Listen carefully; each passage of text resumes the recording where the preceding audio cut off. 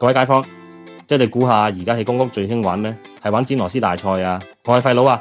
今日同大家講單震撼全港嘅新聞，簡約公屋爆出嚴重工程醜聞，螺絲俾人剪短，成本貴過傳統公屋13倍，住得5年就要拆，真係睇到人眼火爆。先講單離譜工程醜聞啦，有3個簡約公屋地盤，包括元朗、屯門同柴灣項目，被發現大量螺絲俾人刻意剪短，螺絲孔又作大咗，成個結構危過危樓。記者查過4000幾個螺絲，有成20%出事㗎啦，即係每5個就有1個係流嘅。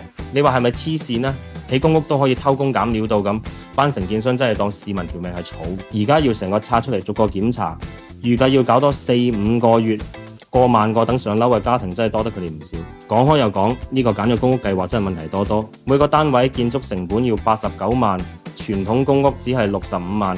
如果計埋其他開支呢，每個單位總成本成100萬銀，比傳統公屋貴足13倍。最離譜係咁貴出嚟，只係用得5年，5年之後就要拆，然後再起過。傳統公屋起碼用到40年，計翻條數，簡約公屋每年成本成20萬，傳統公屋只係16,000銀，相差成13倍。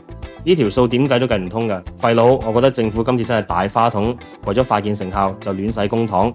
你諗下，用咁多錢起間臨時屋，5年後就拆，不如直接起傳統公屋啦，起碼可以用幾十年，幫到更多人有瓦遮頭。而且選址都係問題㗎啦，大部分簡約公屋都起喺元朗、上水呢啲偏遠地區，對於住開市區嘅劏房戶嚟講呢，搬入去即係要面對漫長交通時間同額外開支，仔女又要轉校，真係揾嚟搞。講真，香港房屋問題嘅根源係土地供應不足同埋規劃失誤。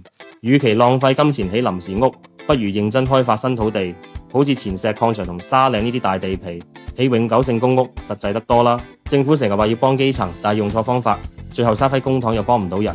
今次單螺絲醜聞就係監管不力嘅最佳證明。